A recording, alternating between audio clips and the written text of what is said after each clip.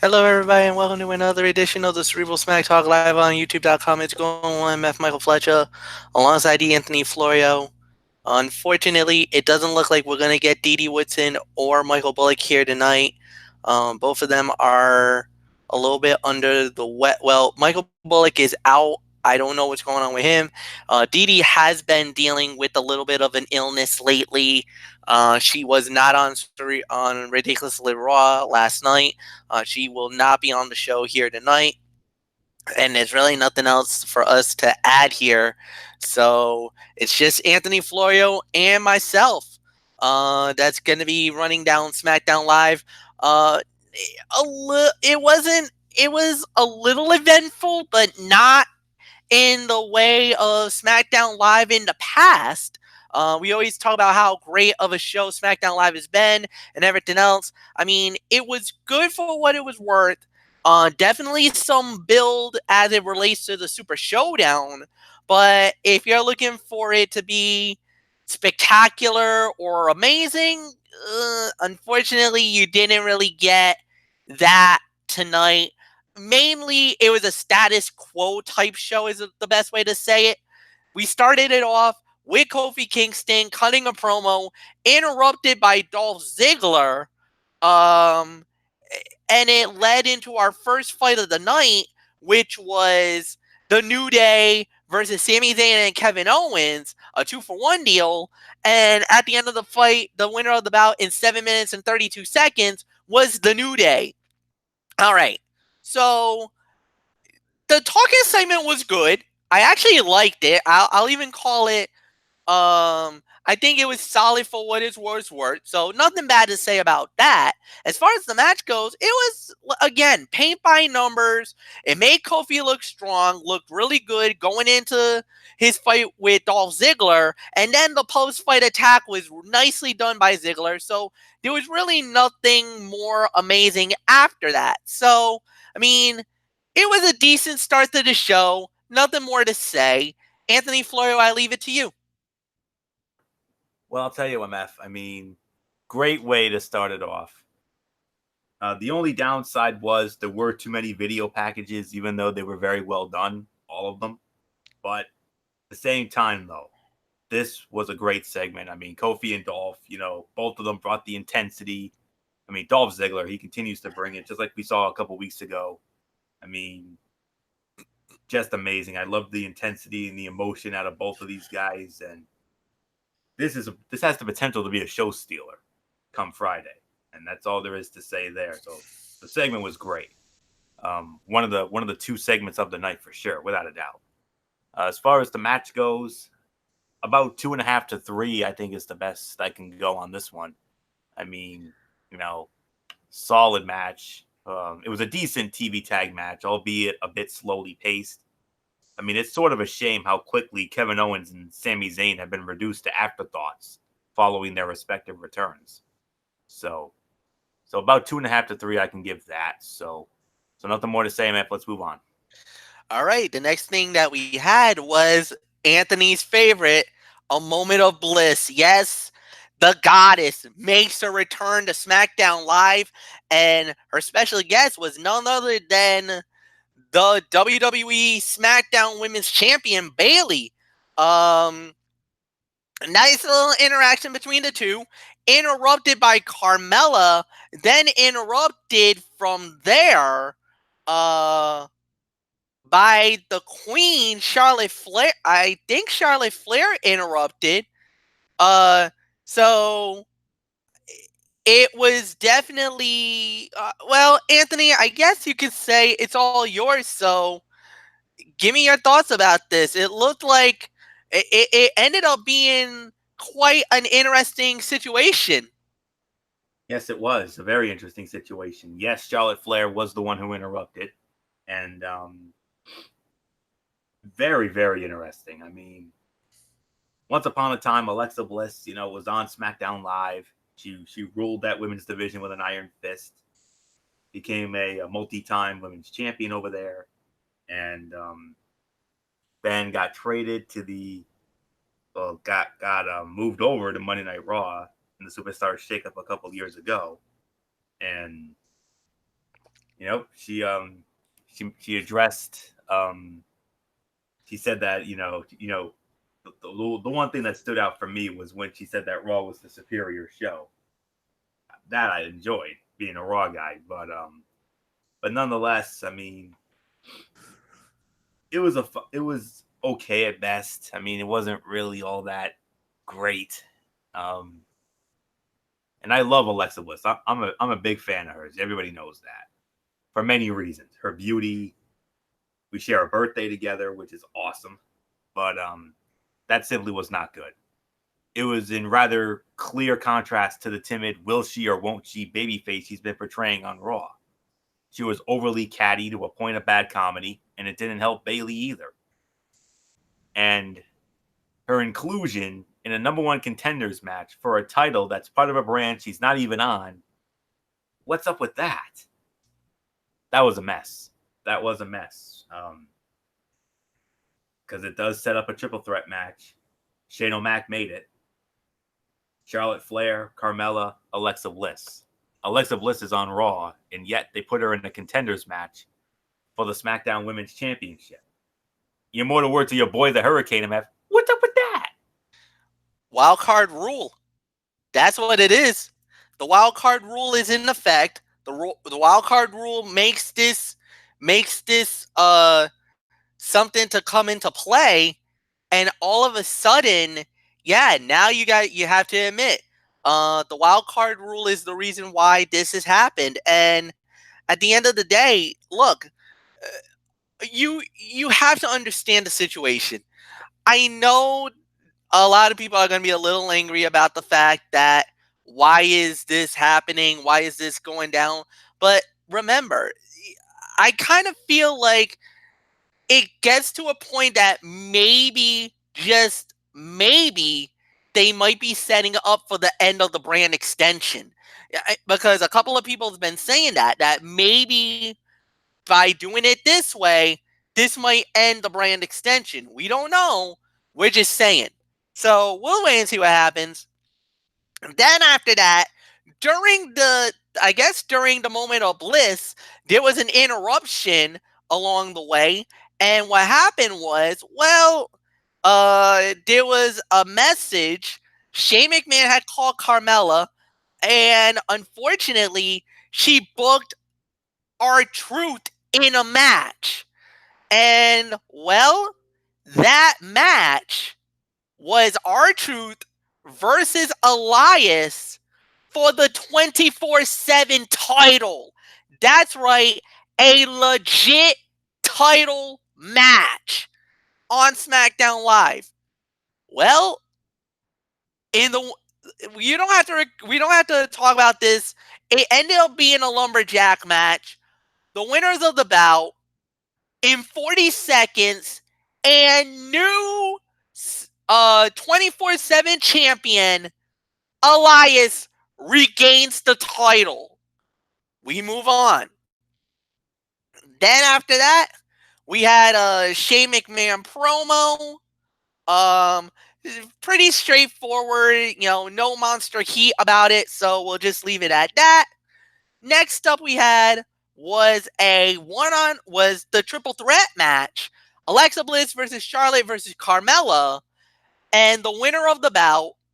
And I guess we can say now the number one contender for the SmackDown Women's title is none other than the goddess. Alexa Bliss wins 9 minutes 33 seconds. All right. Surprise? Shock? You gotta admit this was not the way we thought it was gonna go, but hey, it did. It happened. Congratulations. And I guess we can say, holy cow, and what's going to happen now? I guess we'll wait and see. I know, Anthony, you got a lot to say about this because, dude, a Raw girl is now fighting for the SmackDown title. And now I'm getting nervous now because Uh-huh. hey, you said you were nervous about Brock Lesnar because if your little theory happens to go down the way you think it does on Friday, he your problem now, boy. He your problem now, not my problem anymore. Praise the Lord. Yep. But well, now I have a reason to be worried. Now they put Alexa Bliss over. The goddess comes home to SmackDown Live. Oh yes. I suppose that would make up for, I suppose they could have her fill the void that Becky Lynch left. I mean, and I'm happy to have the man on Raw. Very happy. Um, but that's why I'm worried.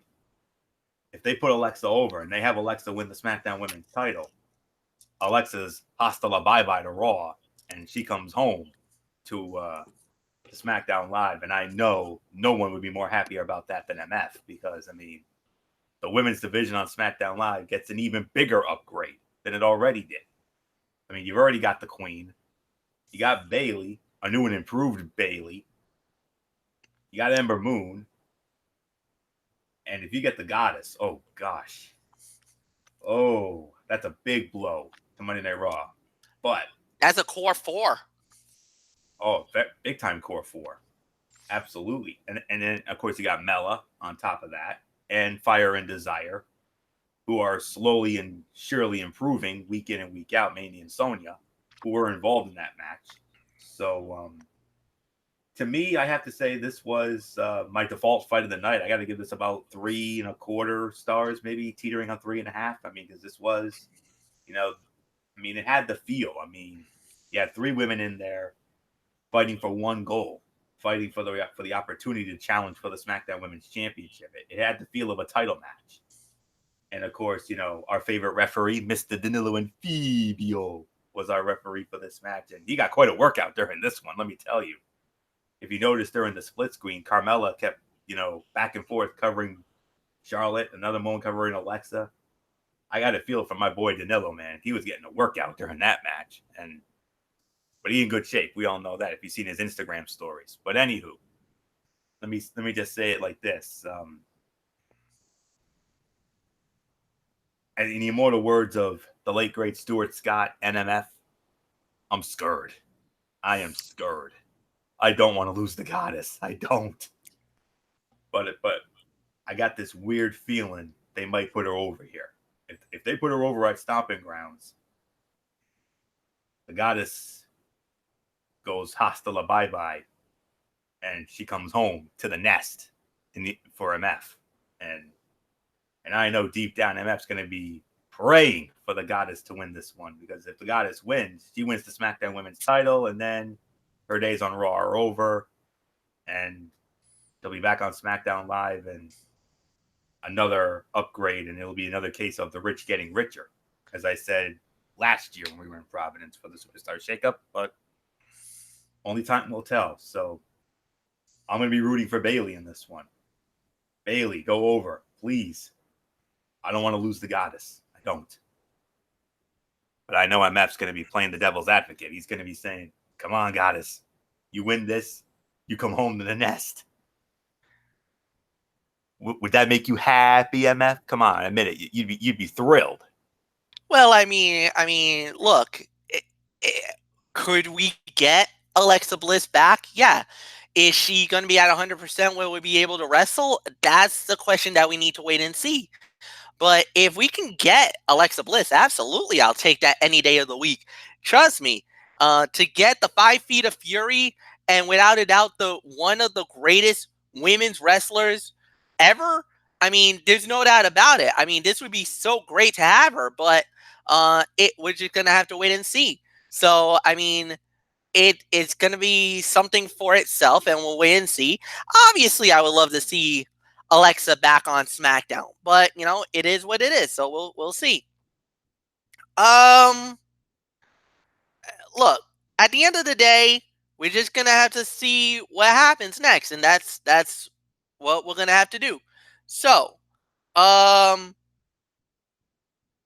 we you know, we just gonna have to we're just gonna have to wait and see about it. So, at the end of the day, it happens. That's how it goes, and yeah, we'll move on from there.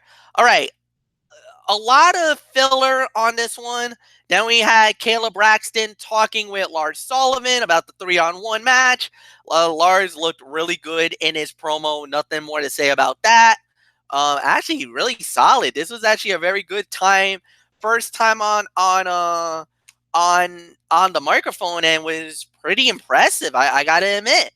Then we had Apollo Cruz, and he was supposed to fight Andrade 1-on-1, but Andrade pretty much jumped him before the bell even got started, ran out Finn Balor, and Balor and Andrade basically went to town against each other for a little bit. A little bit of some hype going into the big show on Friday afternoon. Then a couple of video package leading up to the big one.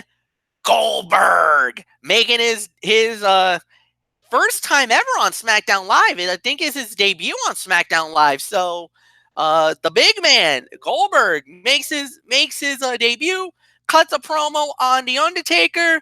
You know, um, did a couple of things. He basically he agreed not wanting the family man that anywhere near Taker, that he left his ass at home, and said come Friday that he guaranteed Taker that he was going to kick his ass.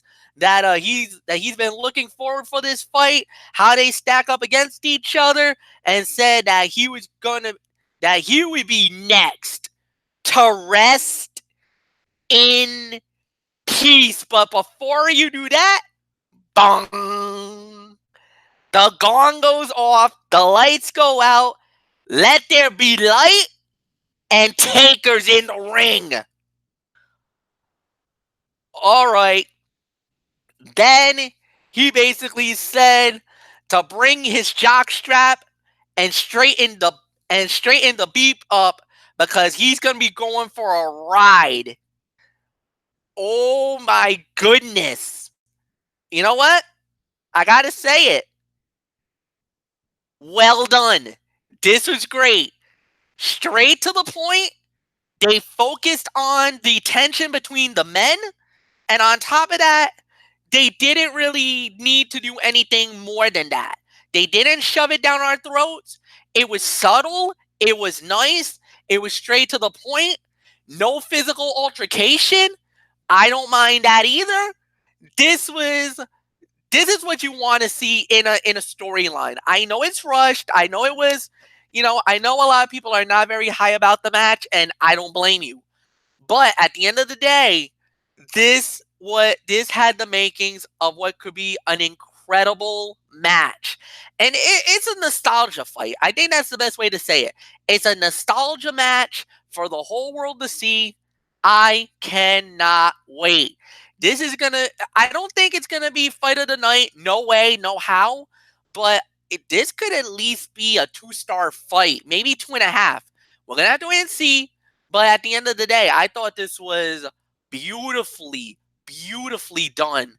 Well done, WWE. Well done, Goldberg, and nice job, Taker. I mean, I liked it. I liked this segment. Non-wrestling segment of the night, and actually a pretty good way to close the show. Even though the show was kind of down tonight, but we had a strong opening, pretty good finish. I can't say nothing more. And storyline progression for the Superstar Showdown. I mean, you did pretty well, SmackDown Live, in hyping the show. Anthony, agree? Disagree? What says you? Well, I'll tell you, MF. I mean, you're absolutely right. This was the non wrestling segment of the night. This to me saved the show. To be honest, Goldberg got a little more time than the Undertaker did last night on Raw, mainly because of Taker's super epic long entrance. But um, credit to Michael Bullock, because Bullock was the one who heard that rumor about Taker showing up, and go figure, the rumor ended up being true. And Taker shows up. It would have been a classic Corey and Sean, and then MF yelling out the "what" at that moment. And then when he shows up, MF goes JR nuts. I would have had him going, take her, take her, take her. He's here, or something like that. I mean, that's what you would have done. Trust me. But it had that feel of that go home to the Royal Rumble 2017 when those same two men, along with Brock Lesnar, were in the same ring. That made Luigi PS3 here on YouTube lose her mind during her video. She had a video up tonight, and I'll tell you, she didn't freak out as much as she did, a couple of years ago. But she was still into it. But nonetheless, a great moment. Um, Goldberg still has that fire and intensity that he's always had, and yeah, Laredo. I mean, you're gonna be taking home a memory tonight. That's all I can say. I mean, I wish it could have been us a couple of weeks ago, but that would have been a major reach. It would have been way too soon to promote it, but you know, I agree. The match is not going to be a Flair Steamboat 5-star classic. Absolutely not. If it ends up being 2 to 2.5 at best, that's passable. But we got to wait and see. I mean, The Undertaker is 54 years old. Goldberg's about 51, 52. So it'll be very interesting to see how that all goes down. So great build. I wish we could have had a little more build to it. It should have felt like a big deal, but it just doesn't have that feel. It's a match 21 years in the making. And MF, I mean, as I give it back to you, I mean, this match should have happened 21 years ago. Could you imagine if they had done this 21 years ago when both of these men were in their prime? Could you have imagined then that we would have been talking possibly a 5? But no. Oh my god, how epic that would have been. Or especially when Goldberg first went to WWE. When he made his debut at WWE, and Taker was right around that time. I think he was like the American Badass at that time too. That Red Devil, Big Evil Yeah. gimmick. Imagine that Taker versus Goldberg. Whoa, Big what if file. whoa, yeah. I But mean, but both men were on different shows. Goldberg was on Raw. Taker was on SmackDown. That was yeah, the issue. true. But because back then, that was when really the brand extension really was the brand extension. Like they needed that back in the day because the rosters were so deep on both sides Yep. that it was worthy of it. I think nowadays with all the moves and with AEW and guys wanting to leave and everything else, I kind of feel like now the brand extension is kind of unnecessary. Yeah. Honestly, to me at this point in the game. I mean, it was a great nostalgia act, to bring back the brand extension. We had our moments. Raw had But their moments. SmackDown Live had their moments, and yep. And the thing is and I don't want to really take too much more time with this because I yeah, know we really want to get going. yes, we do. Um but let's you know what? We can talk about this offline. So let's just get into the overall review. Yeah, Anthony, you lead off. Give me your final verdict on tonight's SmackDown Live. I would say slightly better than Raw. Um, I gave Raw 5 out of 10. I got to say this was about a 6, if Okay. mainly because of that segment. And then you had 2 quality matches. With the women's triple threat and the opening tag team match. However, SmackDown has been in a bit of a free fall over the last couple of weeks, and tonight was another step in a very wrong direction. The recaps, hype videos, card rundowns were overdone, overstayed their welcome. The rules of the wild card have been completely discarded, rendering the brand split dead in its tracks. We had 2 legitimate matches, totaling just over 20 minutes of actual in-ring time. The last 2 weeks have not been good by any standards, but considering they both came off the heels of 2 stellar events, AEW's Double or Nothing, and of course NXT TakeOver 25. Duh. Of course that kicked you know what. Holy cow! What an incredible show that was. I'm gonna say this. Well, no, go. Yeah. It's nearly impossible not to take note of the immense contrast in quality. Granted, while it's not fair to compare large-scale events to weekly TVs, it would be naive to ignore the positive will earned by both NXT and AEW through their respective recent output. WWE television should be held to a higher standard, and it's simply not reaching the bar. Frankly, it's not even coming close. I mean, TVs have not been, haven't been as exciting lately. I mean, the last couple of weeks, I mean, ever since AEW blew us out of the water and then Takeover, I mean, it's very simple. When you're in AEW and you're in NXT, if you're a talent on one of those two brands, they're letting you. Triple H lets you be yourself in NXT, and Cody Rhodes and the Young Bucks and the Khans, they're letting you be yourself in AEW. When you get called up to WWE in the main roster, you're under Vinnie Mac and Kevin Dunn's jurisdiction, and that's not good, because you know what they do? They don't let you be yourself. They treat you like a damn child, Chuck E. Cheese style, baby. Chuck E. Cheese, man, where a kid can be a kid, and you get treated like one upon arrival to the main roster, and that's not fair. And that's why both of these TVs, that's why Raw and SmackDown over the last couple of weeks have been cheap garbage.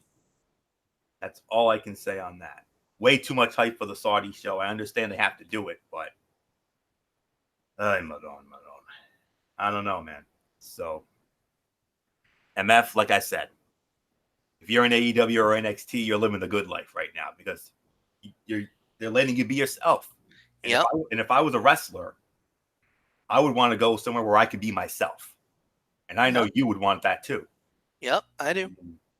You'd want to be like the Big D character that we had. And, like that evolution Triple H that you portrayed so damn well. And me as, the hero, family man, babyface, that's what I would want. The Daniel Bryan, the ridiculously over Daniel Bryan character. Yeah. Daniel Bryan, a little bit of Kofi Kingston, and Bret Hart. Yep. I mean, that's it. So, who wants to bless, encourage, and inspire others? Whereas you, well, you would be like, the John Moxley, opposite. No. But nonetheless, I don't know what else there is. No, stop him. I don't know what else there is to say. So, 6 out of 10, slightly better than Raw, not much better, but slightly. So, Sweet Saudi Money. Let's move on from Sweet Saudi Money, and let's get to Stomping Grounds, and just take it from there. Vinnie Mac, Kevin Dunn, let your talent be themselves. Why is it so freaking difficult for you old fogies? I don't get it. MF, just go. Yeah. No. 6 out of 10. Totally agree. Not gonna waste any more time. We're just gonna go right into my Mikey's mindset, which was about eight. It was about RWA, a 3-night event that they had. First night was more their award show banquet with live performances. It was pretty awesome. We got to hear from the beautiful Jacqueline Sparks. We heard from Liz B. And she actually had a really good performance from what I'm hearing. Tom Billington and Sean Leader performed. Stephen Baker performed. Dick Lane performed. Nick Marchand performed.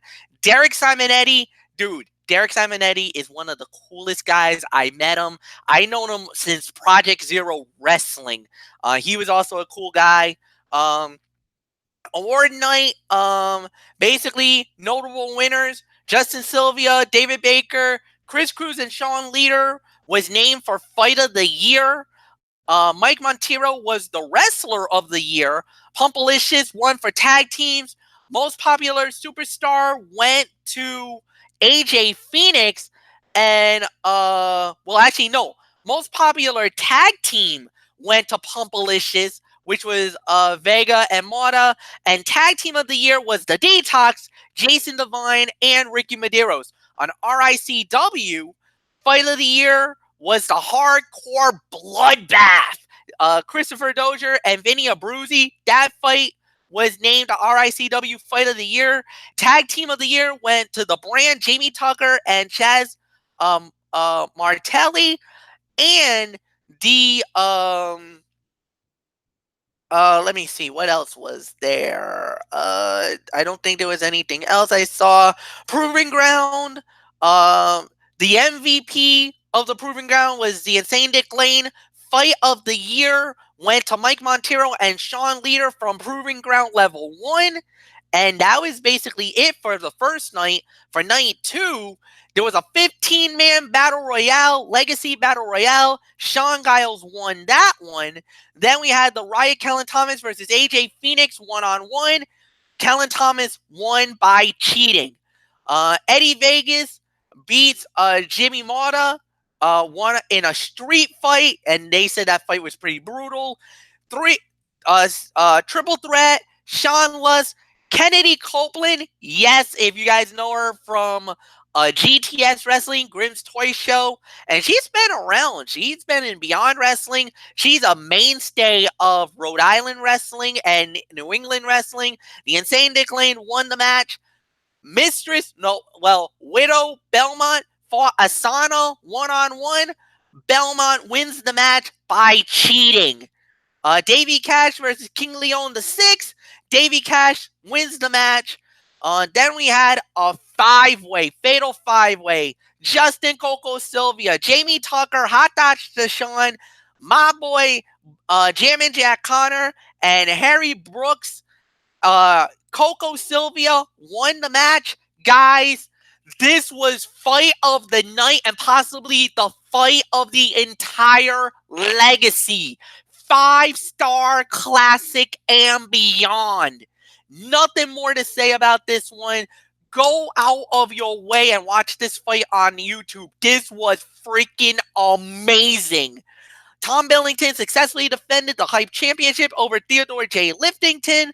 The Detox successfully defended the tag team titles over the Hollywood Balls, Christopher Dozier and Cipriano Abruzzi. And in the main event, Chris Cruz successfully defended the Triple Crown Championship. Well, I should say Sean Leader, I stand corrected, successfully defended the Triple Crown Championship over Chris Cruz in what was undoubtedly one of the best main events in RWA history. Third night of it was a tag team battle royale. Started it off with another battle royale. I guess this was one guy from each company represented in the match. Vinny Abruzzi, representing the Watch This Fight Wrestling, wins the battle royale in the interpromotional scramble. Then we had Driven Fate as he fought against freaking Flex for the WAW Championship. By the way, all these fights are basically all title fights for basically every belt was on the line. Let's just say that. So then we had Jamie Tucker and Chaz Martelli versus the Detox, which was a unification fight, guys. Title for title. The RICW tag team titles and the RWA tag team titles were both on the line. When it was all said and done, the brand wins both belts. Jamie Tucker and Chaz Martelli wins the RICW and the RWA World Tag Team Championships. Next up we had was Osiris versus Brother Greatness for the MAW Heavyweight Championship of the World, and Osiris wins the match and keeps the title. Then we had the Elk Mania All-Star Champion, the Insane Dick Lane, versus Sean Leader, as this was for a title for title. However, the fight ended in a draw. Time limit draw. The fight was for 10 minutes. Unfortunately, the time limit ran out. We were begging for an extension. Unfortunately, no extension given. Damn it. Next up, we had Tom Billington putting the Hype title on the RWA Hype Championship on the line against Derek Simonetti. Tom Billington successfully defends the title. Derek Conway versus Kellen Thomas for the Elk Mania Bay State Championship. Winner of the bout by disqualification was Derek Conway by DQ. Um, Singapore Kane. Ouch. The Hoods put the WTF tag team titles on the line against the Hollywood Balls, Christopher Dozier and Cipriano Abruzzi. The Hood successfully defends the title. And in the final fight of the night, the main event of the entire Legacy, Bullet Joe goes up against the reigning and defending Proving Ground World Champion, the Ace Mike Monteiro, the gatekeeper of the Chop Shop, claims yet another victim. Mike Monteiro successfully defends the Proving Ground Championship. That's it. We're done. So, an amazing show, to say the very least. The next time we have the next show that was just announced for the RWA, it is the RWA Gold Rush. That's the next show. It's going to be on Saturday, July 6th from the Chop Shop in Pawtucket, Rhode Island. We will have more details when it comes available, as always. Plus, finally tonight, big news for the Mikey's Mindset. As starting next week, guys, you will get exclusive content from a new company called Dynamite Championship Wrestling, DCW.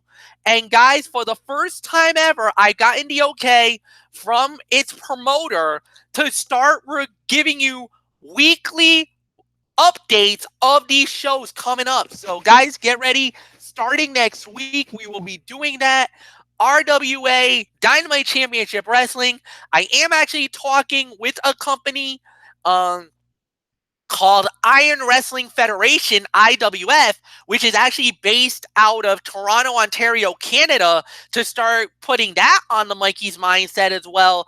If you guys want to see their wrestling, it's on Twitch TV, TNT Jack 91 for RWA, for DCW, and then on Saturday afternoon at 4 p.m., it's on Iron Phoenix 87's channel. That's where you'll see IWF. All right, guys, so that's it. We're done for the night. As you guys know, on Friday night, we will be recapping WWE Super Showdown from Jeddah, Saudi Arabia.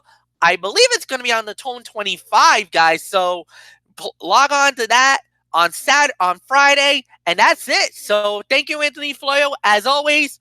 And we will guys see you guys on Friday. 100 pounds. We are out. Like the video. Leave a comment at the bottom. Share with all your friends on all social media platforms.